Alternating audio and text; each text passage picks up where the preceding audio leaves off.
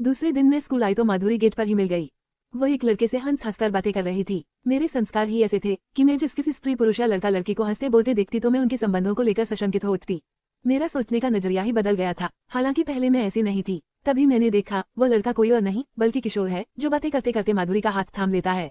मैं उन्हें नजदीक आते ही चाहत पड़ी। हेलो माधुरी, कैसी हो? माधुरी मेरे गाल पर एक प्यार भरी चपत लगाते हुए बोली, जब मैं कहीं बाहर जाती हूँ तभी तू मेरे घर आती है। ये किशोर है, मेरा बेस्ट फ्रेंड। माधुरी ने इशारे की ओर इशारा करते हुए कहा तो मैं हंसने लगी। क्या किशोर को मैं नहीं जानती कि तू परिचय करवा रही है? हाँ, किशोर तेरा बेस्ट फ्रेंड है, ये मुझे मालूम नहीं था।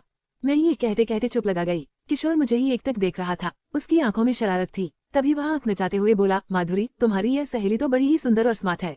क्या माधुरी बदसूरत है? मैंने व्यंग्य किया तो किशोर माधुरी की ओर से देखकर बोला, माधुरी बुरा न मानना, तुम्हारी सहेली हम दोनों में गैप डलवाना चाहती है।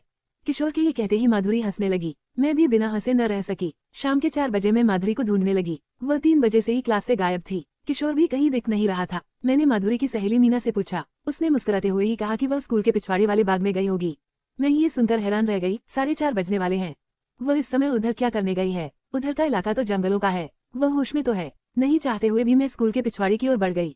हालांकि उधर जाना एक लड़की के लिए खतरे से खाली नहीं था। अभी पिछले महीने से ही तो एक स्कूल की लड़की की लाश बाग में मिली थी। कुछ दरिंदों ने उसके साथ बलात्कार कर उसकी हत्या कर दी है थी। मुझे काफी डर भी लग रहा था। फिर भी मैं दबे पांव झाड़ियों के बीच से होते हुए बाग में पहुंच गई। तभी मैंने एक घने पेड़ की ओट में खड़े माधुरी और किशोर को देखा। मेरे तो होश ही उड़ गए। माधुरी यहाँ किशोर के साथ क्या करने आई है? मुझे कुछ गड़बड़ लगा तो मैं सदे पांवों से एक दूसरे पेड़ की ओर बढ़ गई। मैं उस पेड़ की ओट में आकर खड़ी हुई तो मेरा दिल धड़कना भूल गया। मैंने देखा माधुरी ने अपनी पैंट एक तरफ खोलकर रख दी थी और किशोर ने भी अपनी पैंट उतार दी थी। वे एक दूसरे की बाहों में ऐसे समाये हुए थे जैसे बहुत दिनों के बाद मिले हों या ठंड से बचने के लिए एक दूसरे से चिपके हुए हों।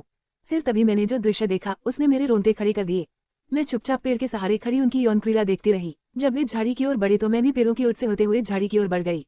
वे तेज तेज कदमों से चल रहे थे, आगे पीछे कुछ भी नहीं देख रहे थे। जब वे झाड़ी को पार कर स्कूल के ग्राउंड की ओर बढ़े तो माधुरी की आवाज सुनाई दी, किशोर तुम पहले जाओ, हम दोनों साथ साथ जाएंगे तो कोई शक कर सकता है। माधुरी ये कहकर इधर ही खड़ी हो गई। किशोर चला गया। किशोर के जाते ही मैं तेज कदमों से आगे बढ़ गई। मैं माधुरी को पकड़ लेना चाहती थी और उससे ये पूछना चाहती थी कि माधुरी तू किस मजबूरी में किशोर के साथ यह खेल खेल रही है? आखिर मैंने माधुरी को पकड़ ही लिया। वह मेरे तेज तेज कदमों की आवाज सुनकर ऐसे चौंक कर मुड़ी जैसे किसी हिरन पर शेर ने अचानक ही हमला बोल दिया हो और वह संभलते संभलते गिर गया हो। माधुरी मुझे वहां देखकर हैरान ही नहीं थी बल्कि काफी डरी हुई थी। उसका चेहरा सफेद पड़ गया था। मैंने उसके कंधे पर हाथ रखते हुए कहा, तू तो मेरी सहेली है। कोई अपनी सहेली को देखकर ऐसे डरती है? मैं तो इधर तुमको ढूंढती हुई चली आई थी। अब बता तू इधर क्या करने आई थी? माधुरी एक काफी सुलझी हुई लड़की थी। वह इतना तो जान ही गई कि मैंने सब कुछ देख लिया है। वह कोई बहाना न करते हुए बोली, मैं क्या करूं काजोल, जैसे कोई युवक हंसमतन का आदी हो जाता है वैसे ही मैं भी मर्दानी बाहों के स्पर्श की आदी हो गई हूँ। मैं चौंक गई। तू ये क्या कह रही है? मैं सच कह रही हूँ। एक शाम को मैं किशोर के साथ स्कूल के गेट से बाहर हुई तो वह बोला, चलो आज स्कूल के पिछवाड़े वाले बाग में चलते हैं। मैं तैयार हो गई। हम बाग में पहुंचे तो किशोर ने अचानक ही मजाक मजाक में मेरी छाती पर हाथ फेर दिया। मैं सच कह रही हूँ, मेरे रोम रोम खड़े हो गए। पूरे बदन में सिहरन सी दौड़ गई। किशोर ने एक कुशल खिलाड़ी की तरह फिर दोबारा मेरे पास आकर मेरे कंधे को सहला दिया। पुरुष की बाहों का पहला पहला स्पर्श एक स्त्री के लिए कितना अलौकिक, कितना आनंदमय और कितना सुखद होता है, इसकी अनुभूति मुझे उस दिन ही हुई।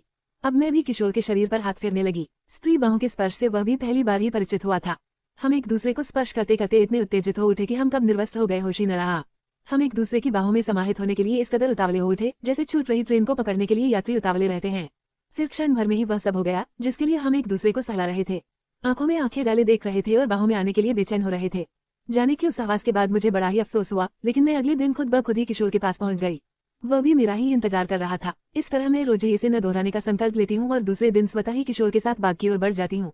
यह मर्दानी बाहों के स्पर्श का ही जादू है जो चाहकर भी मैं या किशोर स्वयं को रोक नहीं पाते हैं। हमें इसका चस्का लग गया है। काजोल, हमारे इन संबंधों का जिक्र तुम किसी से भी न करना। समझ लो कि तुमने कुछ देखा ही नहीं है। मैं धीरे से मुस्कुराई, फिर उसकी बांह पकड़कर ग्राउंड की ओर बढ़ गई। जब हम ग्राउंड के बीचों बीच मैं बोली, मैं किसी से भी नहीं कहूंगी।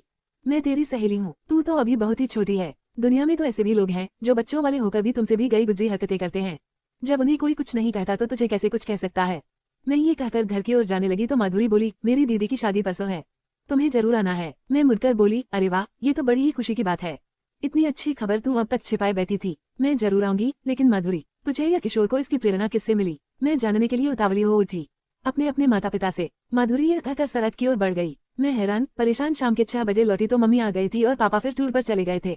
मैं मम्मी से मिलकर अपने कमरे में आ गई। मम्मी कहीं जाने की तैयारी में थी। उसने मेरे कमरे में आकर बोली, फ्रिज में खाना रखा हुआ है, जब भूख लगे तो निकाल कर खा लेना, और हाँ, मेरा इंतजार न करना। ये कहकर मम्मी चली गई। मैंने उससे ये भी नहीं पूछा कि वह पूरी रात अकेली कहाँ रहेगी, क्योंकि मुझे पता था कि वह पूरी रात वेदांत अंकल के यहाँ रहेगी।